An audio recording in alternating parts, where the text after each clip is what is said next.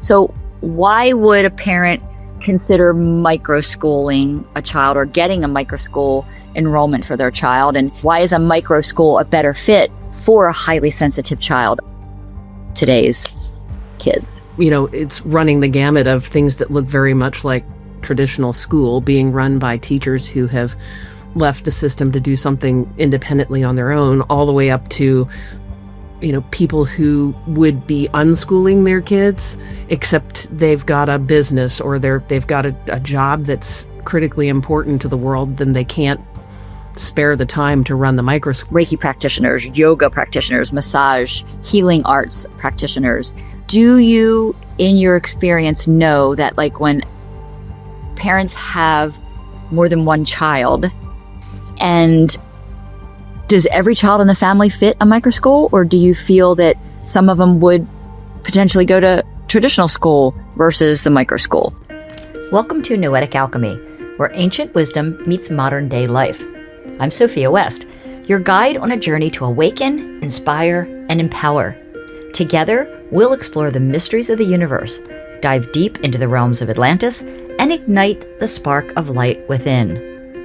In this space, we'll uncover tools to navigate today's challenges by aligning with harmony in a world of shifting energies, transcending the illusion of division, and cultivating inner peace amidst collective transformation. We'll cover topics such as grounding practices to harnessing biophotonic light, from the art of sacred self-care to decoding the spiritual shifts of our time. This is your sanctuary for enlightenment and empowerment. Be sure to subscribe and join our growing community of light seekers and change makers. Together, we'll rise, evolve, and illuminate the path forward, one conversation at a time. Welcome to Noetic Alchemy, a space where ancient wisdom meets modern energy science. I'm Sophia KeyRaphael West, and here we explore the hidden dimensions of healing, consciousness, and transformation. In each episode, we'll journey into practices like Reiki, chakra balancing, quantum field work, and root cause therapy, always with the intention of helping you awaken your inner light and embody your highest truth.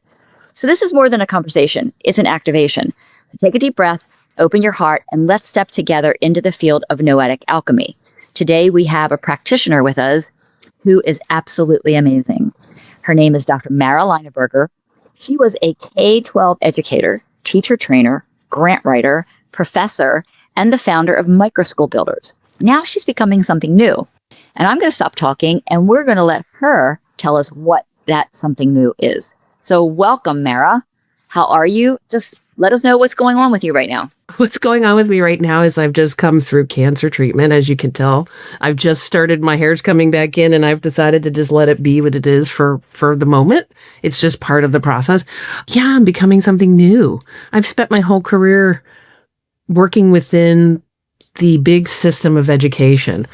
And the last thing that you mentioned, the microschools, was my attempt to, when I started it, I had this calling, this feeling, this urging that we get as light workers to do something about the things I cared about. And I cared about education. I was one of those kids who did well at school, but really school didn't fit me in the way that I was as a kid. So as an adult, with the credentials to do it, I went out into the world and said, what if we made small schools that actually were designed to suit the children rather than the system itself, or follow curriculum, or, you know, support? I mean, the foundations of education go back to the Industrial Revolution, where we needed an educated workforce who could follow clear directions and do the things that needed to be done in those burgeoning industries. And that's not the world we live in now. And kids are not, lots of kids are not willing to sit in a chair and take tests and follow directions anymore. So helped found the microschool movement, but I got to a point where I realized I had done enough there and something else was calling me. Closed the business down 2 years ago. And just this past year was diagnosed with cancer, which has been one of the biggest teachers in my life. So tell me, you have to let everybody know, because I know, is this like your first time with this? It isn't. And much to my shock, I had cancer at 35 when I was still teaching. I can look back now and think, you know what, it was probably calling me back then to step out of the classroom and do something different. But I had just woken back up. I had lost my mother and had a spiritual awakening in that experience. So cancer came and I just pushed to get through it. I took up that idea that a lot of people have, that cancer is a battle, that cancer's an enemy and you have to fight it. So I did that. And I pushed through. I kept working and teaching. There's a lot of really good things that came out of it. Coming out the other side, I continued to work on my spiritual growth and development for 21 years before cancer came back. And in totally letting go to the process this time and using all of the spiritual training I have, oh gosh, I've learned so much about myself in the last 4 months. It's a little bit mind-boggling.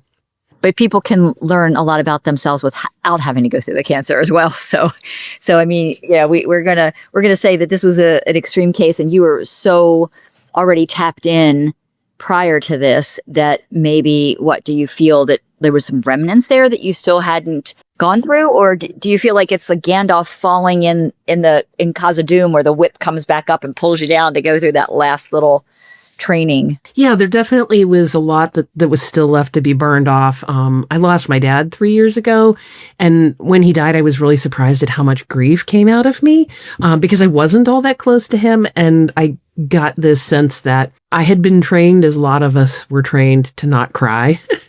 Yeah. So, every time grief came into my life, it wasn't the right time to cry. It wasn't the right place to cry. Whatever I was told. And so I was holding all of that in. This round of cancer, I don't know why, but I just thought, well, okay, if it's back, then it's got something it needs to teach me, because I didn't get it the first time, and I better look at it look at it as a teacher this time versus an enemy. What a beautiful perspective. And so you touched on something important, I think, for people in our generation of 50 plus, that we grew up in a generation where you were seen, not heard, you were told not to cry, you were told everything to stuff down.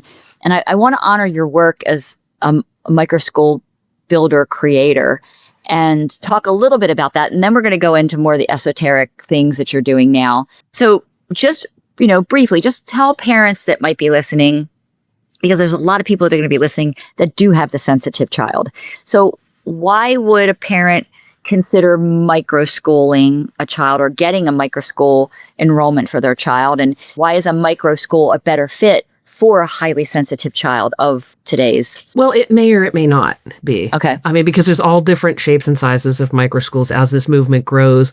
It's running the gamut of things that look very much like traditional school, being run by teachers who have left the system to do something independently on their own, all the way up to, people who would be unschooling their kids, except they've got a business or they've got a job that's critically important to the world, then they can't spare the time to run the microschool. So, it can be as small as like 2 or 3 kids gathered together. The term microschool just, it means small school. So a place where kids are brought together to learn. But there are some really good examples out there of microschools that are being built for highly sensitive kids, and the terms you would hear that I think of, and what I was thinking about when I was first starting to work on this concept, were like the crystal, rainbow, indigo kids, the kids who are old beyond their years, the wise old soul, the baby that comes in and like remembers who they were in their past life, or the child who comes in and knows exactly why they're here and what they're supposed to do. Those kids a lot of times don't do very well in traditional school.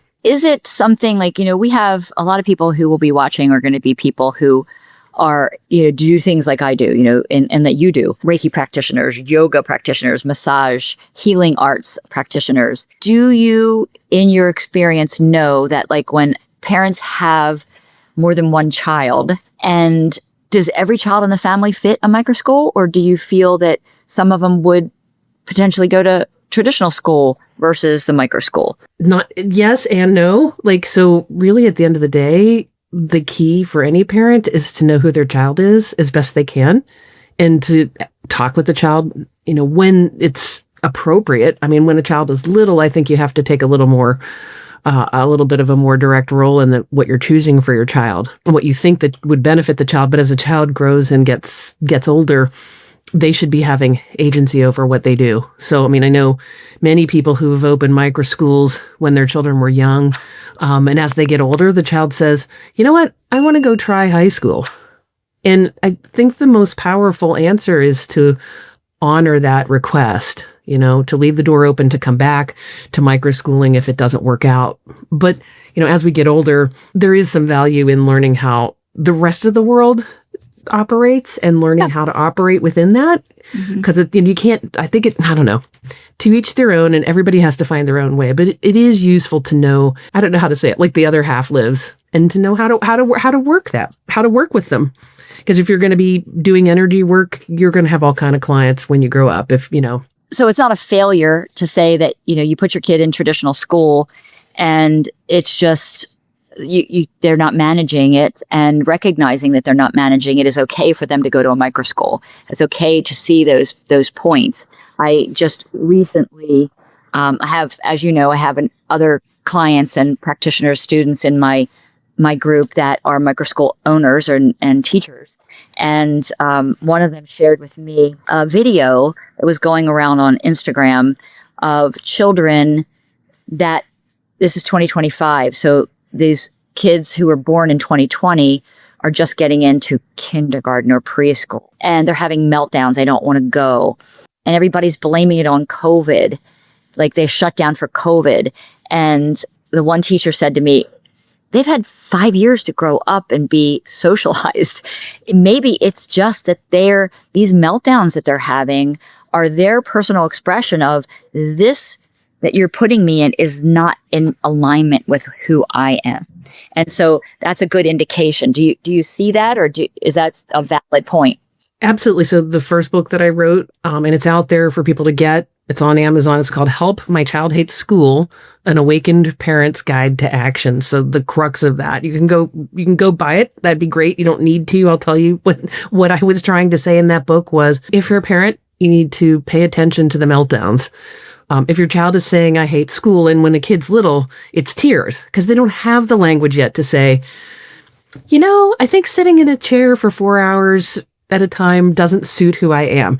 Now, we actually do have kids who can do that, but most kids just cry or have temper tantrums or get angry or throw things or kick somebody, or, it manifests in a lot of different ways. But if your child's having difficulty at school or saying they hate school, it's not time to get angry at the child. It's time to get curious about why they're saying that, and to ask questions and to get to the root cause of the child, what doesn't fit. And then, the book goes through ways you can work with your schools to make it fit better.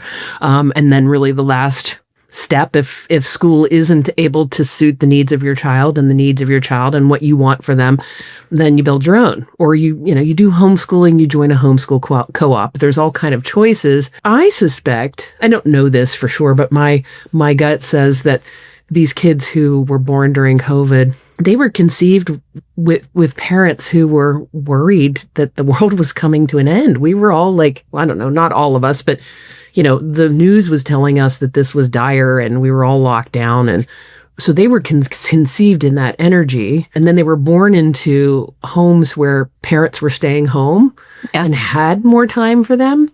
So they were born into potentially, and this is not every kid, but more nurturing. And then they're being sent off at 5 when their self-awareness has not even totally developed yet into a system that doesn't feel anything like what they experienced. Well, it's interesting in my work with root cause therapy, I find that I actually think it's 100%, but I would look at the data, because people sometimes aren't always open with what they want to share.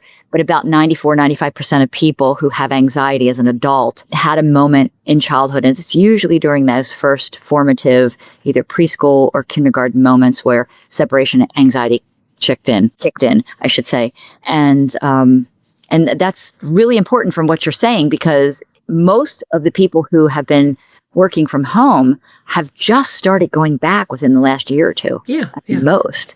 So pretty amazing. I would venture to say that most of us have some pivotal trauma that happened to us in school as well. Whether it was being bullied or a teacher didn't like us or we didn't, you can all reach back into your memory banks and find there's very few people who come through 12, 13 years of school unscathed with no trauma. And it is part of why a lot of the light working families choose to keep their kids out and homeschool them. Teaching and learning go a little more slowly and gently. So that book's out there. Then I did write another book, which was about how you could open your own microschool. It's called the Microschool Builder's Handbook. It's out there. I did have a business where I coached people in that work, but I don't do that anymore. But the book's there. People can read that. There are other people doing that work now. If you reach out to Sophia directly and you want support on that, we have a couple of your clients actually are capable of doing that support, helping someone to open a microschool. Well, so, it's interesting. I first met you when you published your first book. Yeah. So it's been 8 years? It's been 9 years. Oh, wow. I thought it was 2017. Wow. That's just crazy. You're right.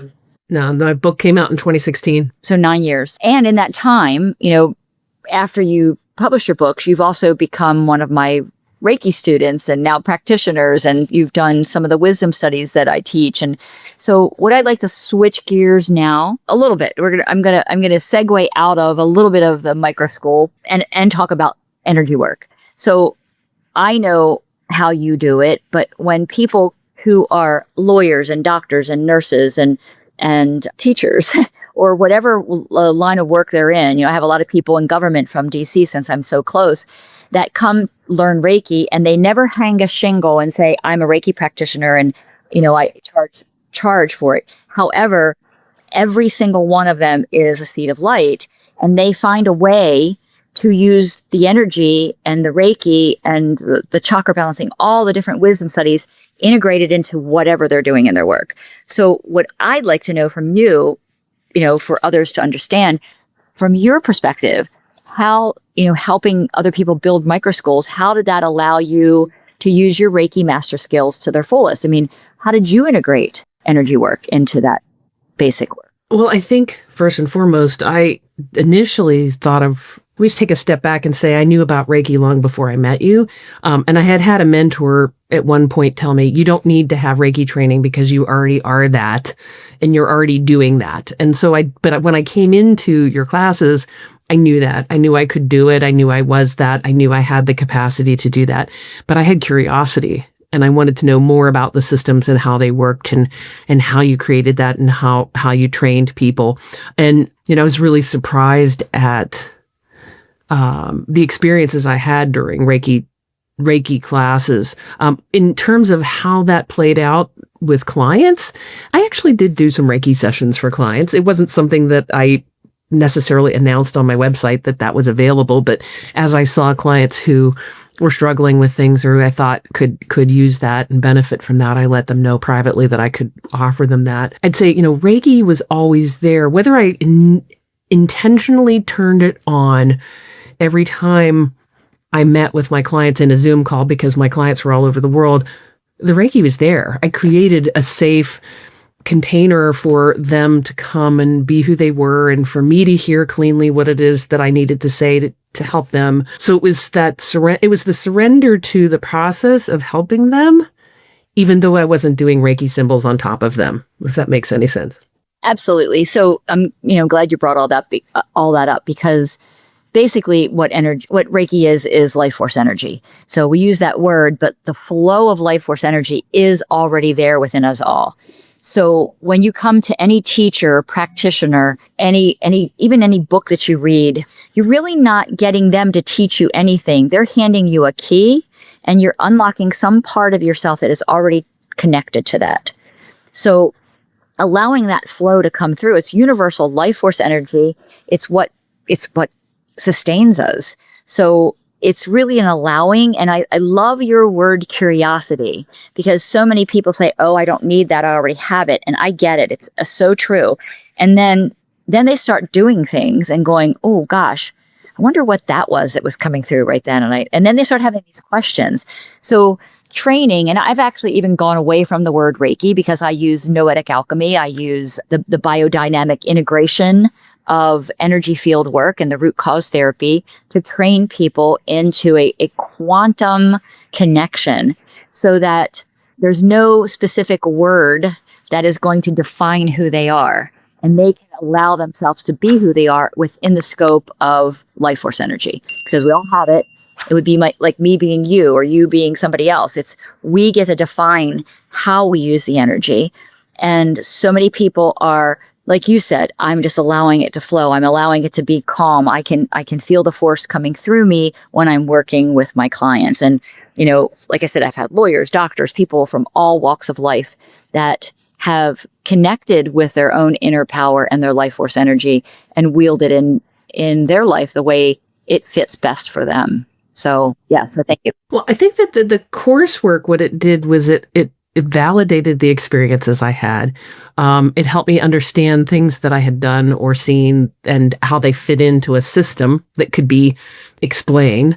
But also it gave me community. So, one of the things that's been powerful is to be part of different classes of Reiki practitioners and to have those people to call on for help, to ask questions of, to come back to over and over again. So, it's pretty lonely being out there. If you can already do it yourself and you don't need anybody, the ancient wisdom teaching saying, he who needs nobody is nobody. So, it brought me into a community of practitioners. So there's that maybe is the most valuable thing. And I love the fact that like a lot of my students and clients will come in and repeat different levels all the time because it's always different. And the activations are like journeys. They're just an amazing experience. So, and I know that, again, segueing into another facet of you, after doing the Reiki and some of the quantum retreats that we've held here and the wisdom studies that you've been in my classes, you were inspired to do human design, specifically quantum human design. So can you explain, a little bit about what is human design? What is quantum human design? Yeah, so human design is a combination. It's kind of cool because as you're starting to do the noetic work and you're starting to bring together different modalities to work with a client based on whatever it is that they need. Human design sort of does that as well, but it took the systems of the I Ching, the Kabbalah, the chakra system, and astrology and put them together. So there was a gentleman in the late 80s, early 90s. His name was Ra Uru Hu, who was on an island and downloaded this system and then proceeded to write it up. In a nutshell, basically, it's a blueprint. It uses your birth date to help map out the energy, the way that your energy works based on the day that you were born. And what it has done for me is better help me understand why I am the way I am. Not unlike astrology. A lot of that's astrology, but it's also looking at the way your energy works, specifically how your energy works and how it works for you, the big archetypal themes that will come up in your life based on your design, the best ways for you to use your energy on a daily basis, how to know when things are the right pathways for you or not, how best to interact with other people. If you go far enough into the system, you start to understand how your design works with other people's designs and how you can be more effective in your interactions with them. It's been super powerful for me because basically what I found out was that I had not been following my blueprint very well. I mean, I had in terms of my inspirations and the sort of big reasons I had for being here, but I was not following human design in terms of how I used my energy and how I maintained and sustained my energy. And I do actually believe that has a lot to do with why the cancer came back a second time, because whether or not I understood it, my body was going to take me down so that I had nothing that I could do but rest. And interestingly enough, before I stopped doing the microschools work, I was starting to do the human design work, the studying it. And I did some explorations of talking with kids about human design. Because the woman who trained me also does training in doing human design with families. I mean, it's really useful for parents to know their child's blueprint. I'll give you a for instance. I'm something that's called a projector. Both of my parents were something called generators. And you don't need to know what those were, but they had a very different energy than I do. My type of energy person actually needs to get lots of rest. And generators have lots of energy that they can use all day long and they don't get tired. But I can remember very distinctly being told I was a lazy child. Had my parents known that I was a projector and known what that meant, they would have understood that I wasn't capable of keeping up with them. And so I lived a life of trying to be like them because I admired them. But that really had a lot of damaging effects to my body and to my psyche too. Well, I was going to, obviously you're certified now in quantum human design readings. And I was going to say, how would you look at my human design to help me personally? But I think you basically answered that question already, unless there's something deeper that you would, like if somebody comes to you and says, how can you help me? What would that do for me? Is there anything different that you would say than you just talked about your own process? Well, the way that I look at, human design is it's not, or quantum human design. And the difference between human design and quantum human design is really the languaging. The human design system was written out by a male in the late 90s, and the quantum human design language was created by a female in, the last 10 years. So it was excuse me, I'm not interrupting you, but I didn't mean to interrupt you, but she was his protege or student and worked closely. Yeah, and she had started to talk with him about the need to do some translation to update the language, because what she was finding was that many of the people who gravitated to human design were already on a spiritual path, and so they didn't need to get hit over the head with the language. I use the term projector to describe myself. That's actually the old language. The new term for this energy type that I have is called the orchestrator, and so you can even hear in that. I don't mind saying I'm a projector, but I will tell you, when I first heard it, that sounded really negative to me. Yeah, well, projector is like pushing something out, and orchestrator is like letting things come together. Being responsible for bringing things together. But the projector term was about the fact that projectors or orchestrators have this penetrating aura. So they do actually project their energy field into other people's energy fields, and that's how they get information. They are the people that you can feel them probing you. It's not intentional. It's not negative. It's just how they gather information about other people. When I do readings for people, I really like people to understand that this isn't the be all end all.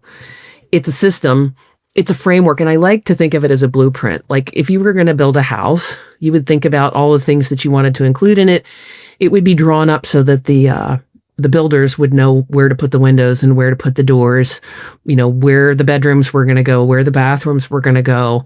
And once your house was complete, you would keep those blueprints, and maybe you'd pull them out and look at them if you were going to add something on, but you wouldn't sit down every single day and look at those blueprints. And you wouldn't let the blueprints keep you from taking a vacation or going and getting some more, going and getting some more education.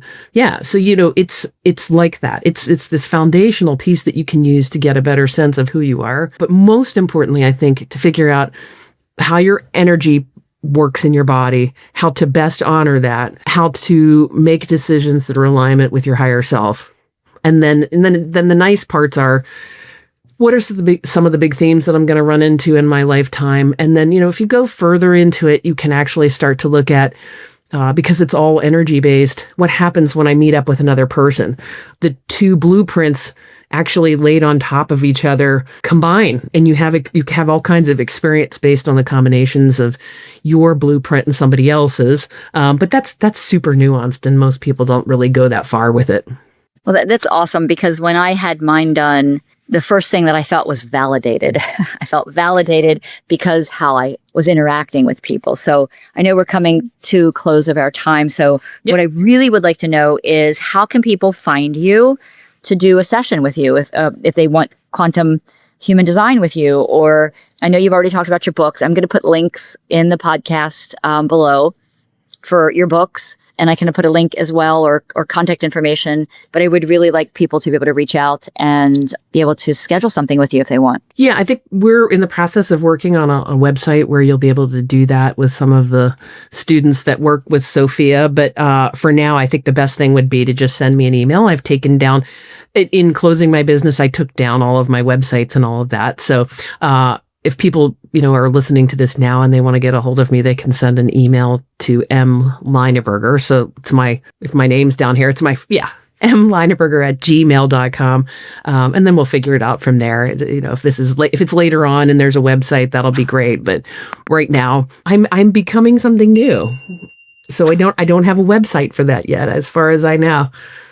So right now you're the caterpillar, you're in the cocoon, you're coming out. So transformation. I'm in that, the wings are starting to dry a little bit. I love it.